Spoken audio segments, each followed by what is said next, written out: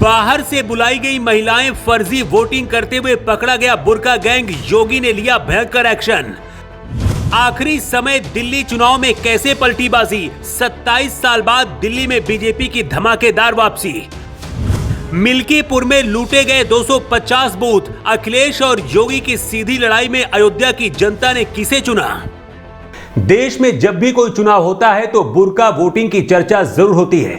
एक तरफ बुर्का को मजहब से जोड़कर इस बात की वकालत की जाती है कि बुर्का पहनना मुस्लिम महिलाओं का अधिकार है, लेकिन इसी बुर्के की आड़ में अगर फर्जी वोटिंग होती है तो ये किसी का अधिकार कैसे हो सकता है। दिल्ली में आम आदमी पार्टी के ऊपर ये आरोप लगे हैं कि बाहर से महिलाएं बाकायदा बुलाई गई थी, जिनमें से कई महिलाएं मास्क पहनी थी, बुर्का पहनी थी और इसी की आड़ में फर्जी वोटिंग कराई गई। ये बीजेपी ने आरोप लगाए हैं।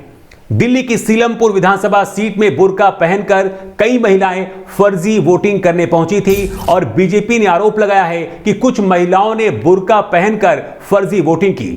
सीलमपुर विधानसभा सीट की जब लोकल की महिलाएं वहां पर वोट डालने गई तो उनको वहां पर यह बताया गया कि आपके नाम का पहले ही यहां पर वोटिंग हो चुकी है, जिसके बाद हंगामा खड़ा हुआ। महिलाओं ने शिकायत की, अधिकारियों को बताया और इसके बाद वहां पर बीजेपी के कार्यकर्ता भी पहुंच गए। जो वहां के अधिकारी थे वो भी वहां पर थे और इसी दौरान जब ज्यादा मामला बढ़ा तो वहां पर आम आदमी पार्टी के जो कार्यकर्ता थे वो पहुंचे। हालात ऐसे बन गए कि पुलिस को बीच में आना पड़ा और मामले को शांत कराना पड़ा। लेकिन इतने में ही बात नहीं बनी। इसके बाद भी लगातार हंगामा होता रहा और दिल्ली के चुनाव में कम से कम 20 सीटों पर बताया जा रहा है कि इसी तरीके से फर्जी वोटिंग कराने की कोशिश की गई, जहां पर बहुत ज्यादा तादाद में जो महिलाएं हैं वो कुछ यूपी से या फिर अलग स्टेट से भी बुलाई गई थी, ऐसा बीजेपी का आरोप है।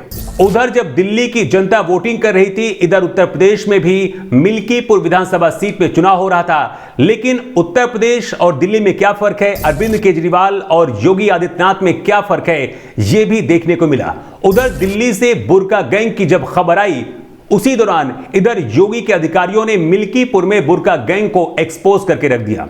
दिल्ली के सीलमपुर की तरह ही मिल्कीपुर में भी बुर्के की आड़ में वोटिंग की तैयारी थी, लेकिन इससे पहले कि कुछ होता, योगी ने कुछ ऐसा कर दिया जिसके बाद अखिलेश यादव को भी यह पसंद नहीं आया।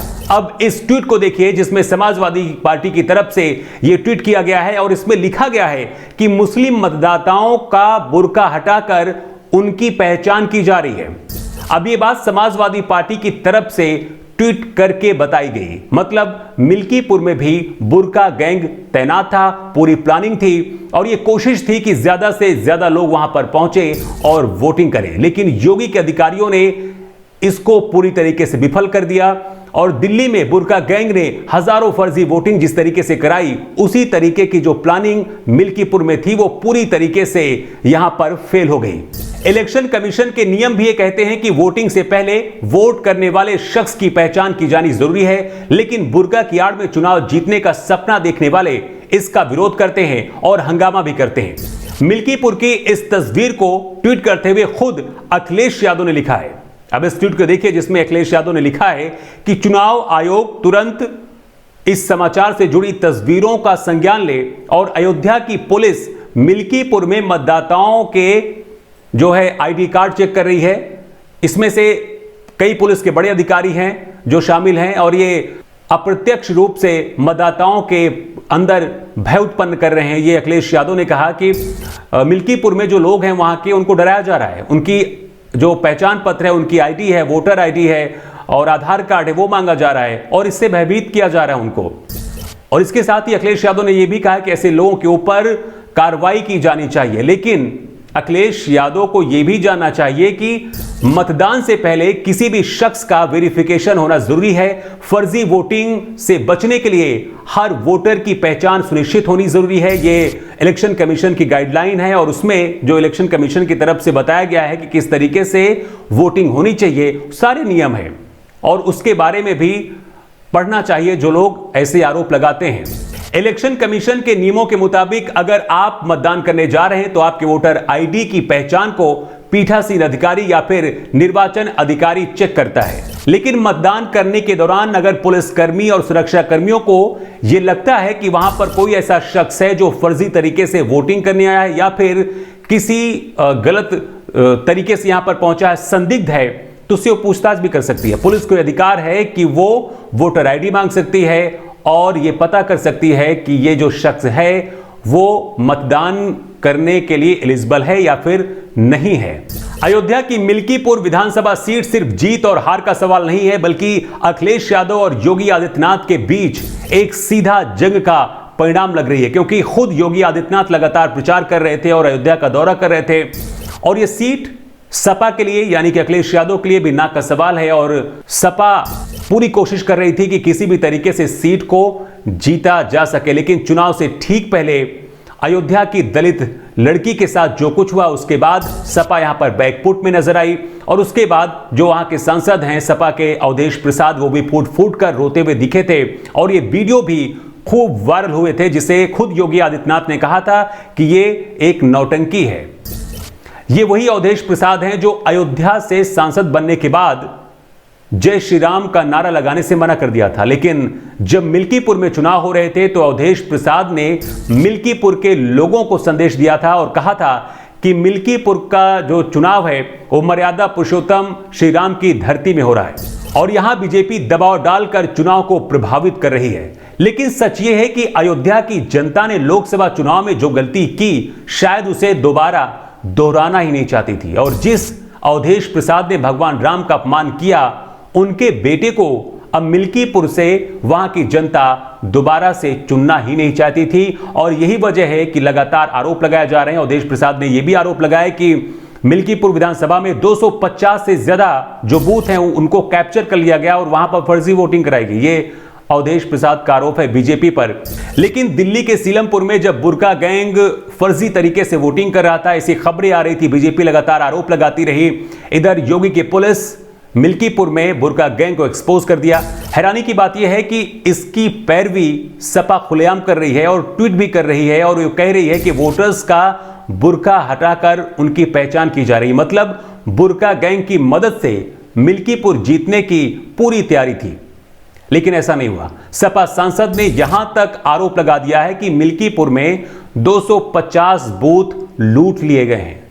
मतलब अगर सपा चुनाव मिल्कीपुर में हारती है तो पहले से ऐसा माहौल बनाया जा रहा है कि ये बेईमानी से उनको हरा दिया गया या फिर ईवीएम में गड़बड़ी करके हरा दिया गया। इस तरीके का माहौल अभी से बनाया जा रहा है। अयोध्या की मिल्कीपुर विधानसभा सीट में लगभग 3,70,000 मतदाता हैं और इस बार के उपचुनाव में यहां से 10 उम्मीदवार मैदान पर थे। समाजवादी पार्टी ने अवधेश प्रसाद के बेटे अजीत प्रसाद को और बीजेपी ने चंद्रभान पासवान को चुनावी मैदान पर उतारा है। बीएसपी ने यहां पर उपचुनाव में अपना कोई भी कैंडिडेट नहीं उतारा, जिसकी वजह से बीजेपी को भी यहां पर इसका फायदा मिल सकता है। बीजेपी ने दलित उम्मीदवार को यहां पर उतारा था और इसका फायदा यहां पर बीजेपी को मिल सकता है, क्योंकि पिछले एक हफ्ते से जिस तरीके का मिल्कीपुर में माहौल बना था, उसके बाद काफी चीजें वहां पर बदली नजर आई हैं और ऐसा कहा जा रहा है कि जो दलित वोट है इस बार बीजेपी के पक्ष में जाता दिख रहा है। मिल्कीपुर को लेकर अखिलेश यादव और दिल्ली को लेकर केजरीवाल और सिसोदिया ने अभी से रोना शुरू कर दिया है कि बीजेपी गड़बड़ करके चुनाव जीत रही है। लोकसभा चुनाव में अयोध्या हारने का बदला इस बार योगी ने लगता है मिल्कीपुर में ले लिया है और यह चीज दिख भी रही है। इसके साथ ही दिल्ली में भी मतदान कम हुआ है। पहली वजह ये, दूसरी वजह ये कि दिन भर जब वोटिंग होती रही तो आम आदमी पार्टी के बड़े बड़े नेता खुद अरविंद केजरीवाल, मनीष सिसोदिया, संजय सिंह आरोप लगाते रहे कि वहां भी गलत तरीके से वोटिंग कराई जा रही है और कई जगह ये आरोप लगाए गए कि पैसे बांटे जा रहे हैं, जबकि वहां पर सरकार जो सिटिंग सीएम है वो खुद अरविंद केजरीवाल हैं। पिछले 10 साल से उनकी सरकार है, लेकिन इसके बावजूद भी वो लगातार यहां पर आरोप लगाते रहे। इससे भी समझ में आता है कि कहीं ना कहीं खुद अरविंद केजरीवाल को यह बात पता चल गई है कि इस बार मामला कुछ बिगड़ा हुआ नजर आ रहा है। दिल्ली में इस बार बीजेपी को कुल 70 विधानसभा सीटों में से 36 से 45 सीटें मिलती हुई नजर आ रही हैं और अगर इतनी सीटें मिलती हैं तो बीजेपी सरकार भी बना सकती है।